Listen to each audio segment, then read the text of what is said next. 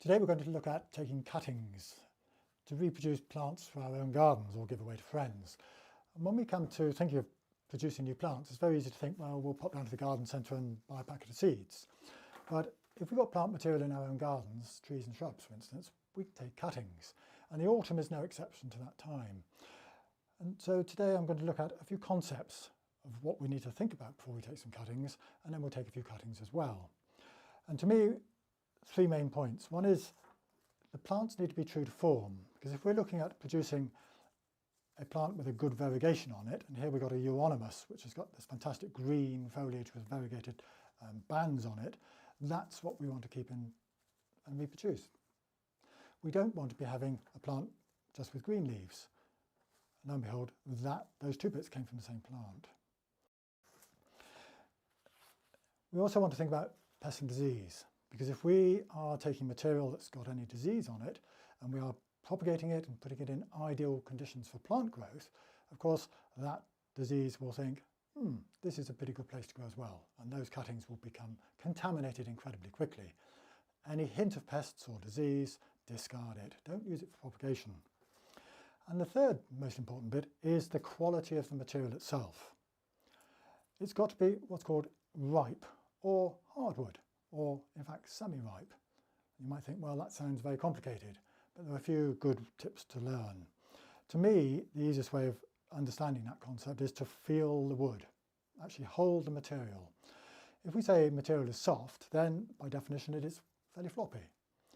If it's semi-ripe, the material is slightly firmer.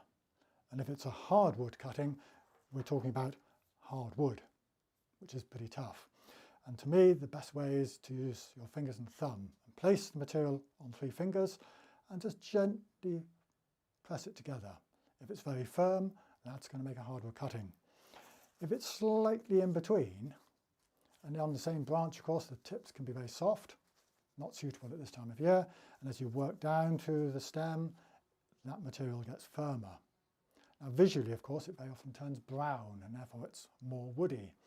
But by feeling it, that will become more apparent. So let's have a look at that in a bit more detail. I'm going to use this conifer material, which appears very soft.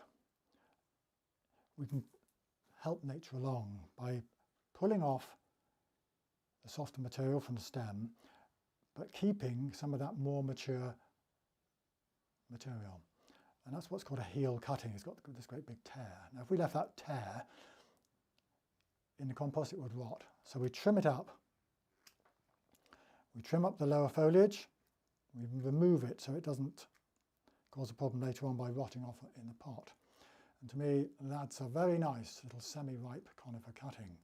We've got that mature wood from the main stem, which is trimmed up, and then we've got some very fresh, nice growth as the cutting material.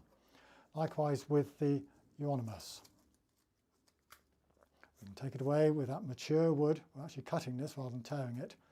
Fantastic cutting.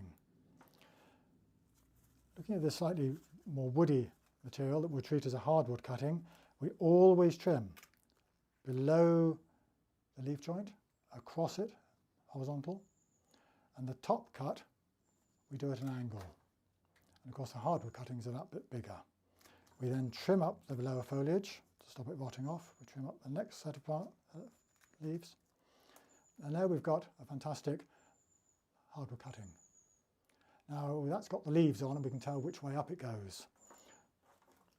If we use that stem with no leaves on, it will be very easy to trim horizontally below the joint, trim horizontally above the joint. But which way up does it go? So it's absolutely essential to trim at an angle above the joint, and that's the top, and the horizontal cut is the bottom, because if we plant it the wrong way up, it is not going to root. So one very valuable tip: once the stem's lost its leaves, always cut at an angle on the top, horizontal at the base. And that's a lovely hardwood cutting. We're going to be using a rooting hormone on these cuttings because of the time of year, and we do want to give them every encouragement we can. So here's the Vitax organic rooting powder. I'm putting some in the lid because what we don't want to do is contaminate everything else in the pot, and that's very important, which I'll come on to in a minute.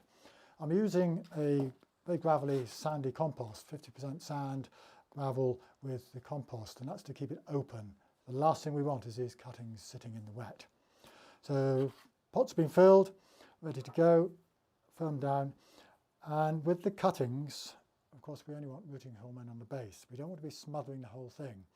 The reason I'm just using a little bit in the lid is so that we get rooting hormone just on the base and we tap off any surplus. Cuttings are then ready for insertion. With a dibber, we don't want to be pushing these cuttings in because it's quite gravelly. We do not want to be damaging this very delicate area where these roots are going to be growing from. Make a hole with a dibber, cutting in about 1 centimetre down and gently firm. We do that all the way through.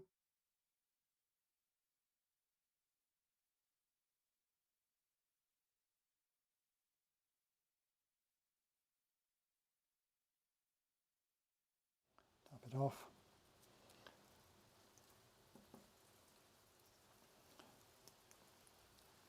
This rooting hormone is excellent, providing we don't overdo it. Fuchsia, and it's November the 1st of 2012. And that label can go in there. And that's one pot with 7 cuttings, which we'll revisit in a couple of months' time and update you on their progress.